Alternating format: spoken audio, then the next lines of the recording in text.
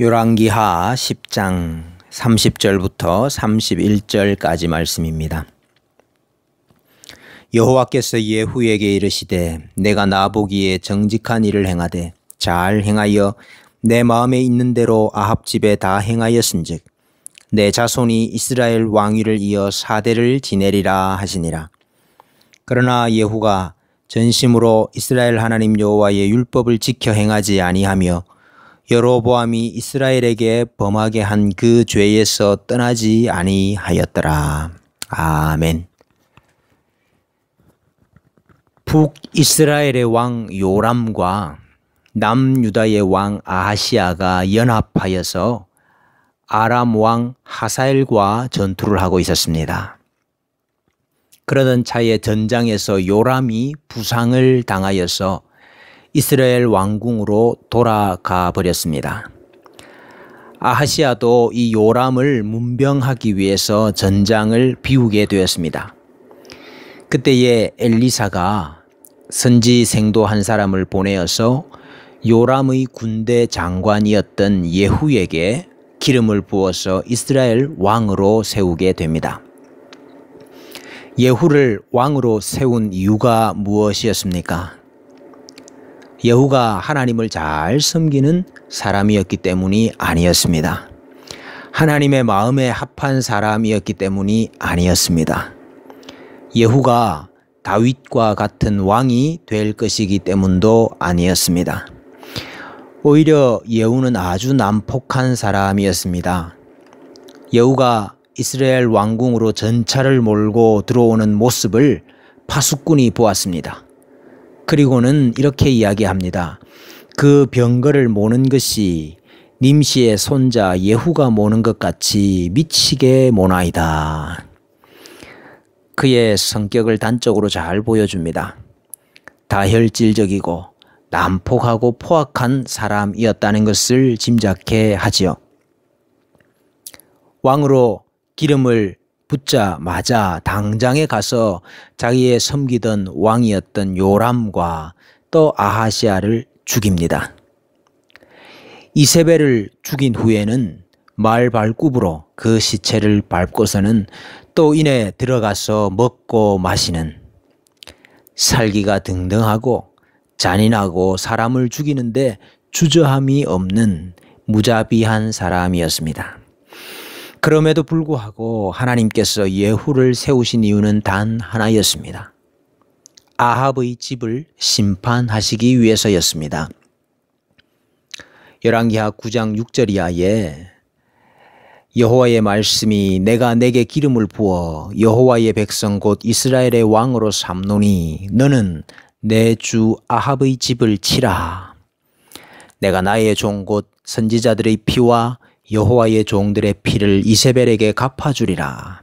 아합의 온 집이 멸망하리니 이스라엘 중에 매인자나 노인자나 아합에게 속한 모든 남자는 내가 다 멸절하리라. 오늘 10장 말씀은 하나님께서 예후를 통해서 어떻게 아합 집안을, 아합 가문을 멸절하시는가 하는 것을 잘 보여줍니다. 1절부터 11절은 아합의 아들 70명과 왕궁의 유력한 자들을 다 죽이는 내용입니다. 아합의 아들 70명을 어떻게 죽였습니까? 예후가 이스라엘의 장로들과 그 왕자 70명을 교육시키는 자들에게 편지를 썼습니다. 자, 이제 너희 왕은 죽었으니 그 아들들 중에서 왕이 될 만한 사람을 세워서 나와 싸우자 했습니다.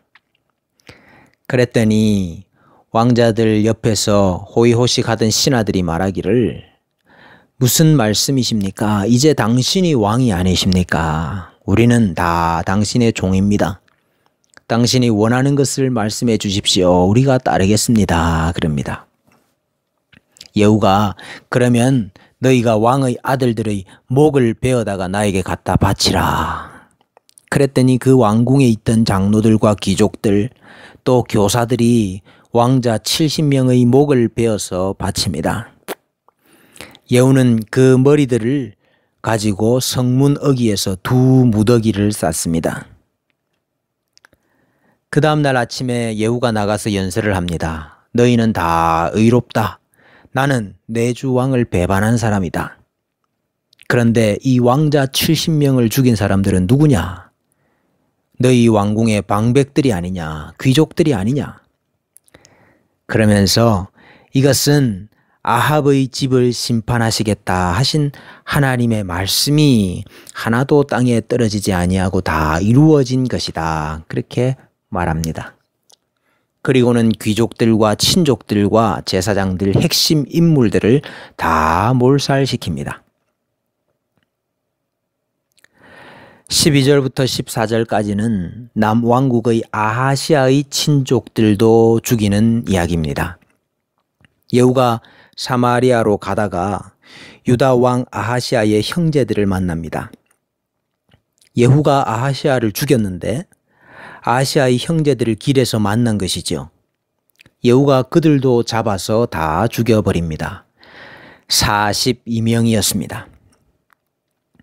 아합과 손을 잡고 함께 아합의 길을 걸었던 남유다에 대한 심판을 하나님께서 예후의 손을 통하여서 행하신 것이지요. 또 가다가 이번에는 레갑의 아들 여호나답을 만나게 됩니다. 이 사람은 예레미야 35장에 나오는 사람인데 경건한 사람이었고 금식하고 겸허하게 이스라엘의 회복을 기다렸던 사람이지요. 여호나답에게 나와 함께 할 뜻이 있느냐 묻습니다. 여호나답이 그렇습니다 하고 병거에 함께 타게 됩니다. 사실 두 사람은 많이 다르지만은 그러나 아합 가문을 처단하는 일, 이 하나님의 심판을 행하는 일에는 의기투합하게 됩니다. 그런 다음에 마지막으로 바알을 섬기는 사람들을 다 죽입니다. 예후가 술수를 씁니다. 나는 너희들보다 더 많이 바알을 섬길 것이다. 이번에 바알을 섬기는 큰 제사를 열 것인데 바알을 섬기는 사람은 한 사람도 빠지지 말고 다 와야 한다. 오지 않는 사람은 살려두지 않겠다. 그럽니다. 많은 사람들이 왔습니다. 너희는 제사하기 위해서 예복을 입어라. 그래서 그들에게 예복을 다 입혔습니다. 저 신당 안으로 들어가라. 너희 중에 여호와를 섬기는 사람은 한 사람도 있으면 안 된다. 그랬습니다. 바알의 신당에 바알을 섬기는 사람들, 예복 입은 사람들이 가득 찼습니다. 그러자 예후가 밖에서 문을 걸어 잠궜겠죠? 저 안에 있는 사람들을 다 죽이되 한 사람도 살려두지 말라. 80명의 군사를 보내면서 한 사람이라도 남겨두면 그 사람의 생명을 너의 생명으로 대신하겠다. 그럽니다. 그래서 바알을 섬기는 사람들을 일망타진하게 됩니다. 바알의 신당들을 다 불사르고 목상을 헐고 그곳을 변소로 만들어 버렸습니다. 이 일에 대하여 하나님의 평가가 무엇입니까? 30절 말씀에 여호와께서 예후에게 이르시되 네가 나 보기에 정직한 일을 행하되 잘 행하여 내 마음에 있는 대로 아합 집에 다 행하였은즉 내 자손이 이스라엘 왕위를 이어 4대를 지내리라 했습니다. 새벽부터 피비린내가 납니다. 살기가 등등하고 잔인한 자, 과격하고 포악한 자, 무자비한 정복자, 교묘한 속임수와 술수를 쓰는 자, 이러한 사람에게 하나님께서 기름을 부어서 왕으로 삼으셨습니다.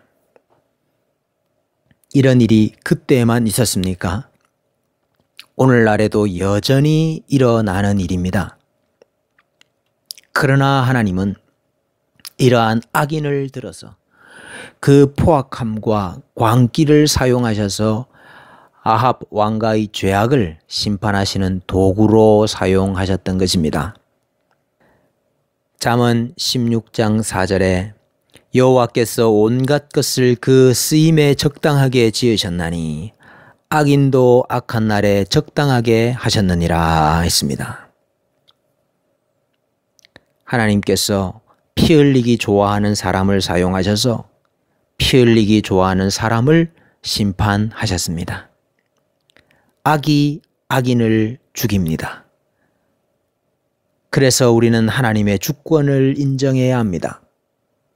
하나님은 하나님의 말씀이 이루어지도록, 하나님의 약속이 성취되도록 역사를 운행하십니다. 왕을 세우기도 하시고 패하기도 하시고 나라를 흥하게 하기도 하시고 망하게도 하십니다.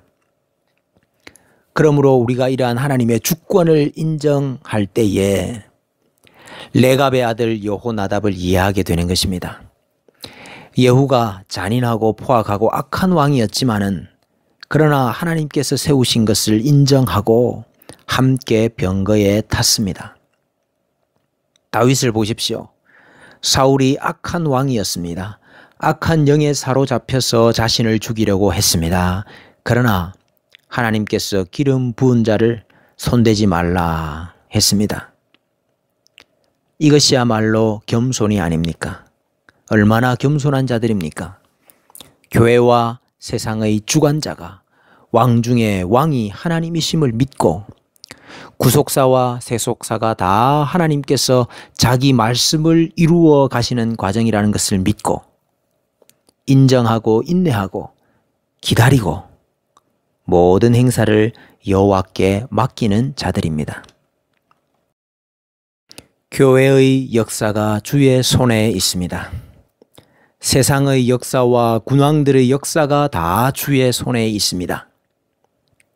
아합과 같은 악한 시대 가운데서도 레갑의 아들 여호나답과 같이 경건한 자들을 보존하고 지키셨습니다. 경건한 주의 백성들이 고통당하는 때가 많지요. 그러나 악인들로 말미암아 불평하지 마십시오. 우리의 행사를 다 여호와께 맡기십시다.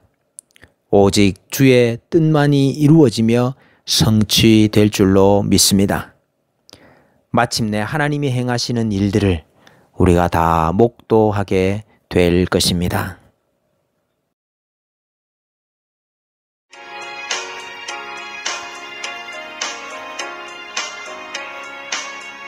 예수가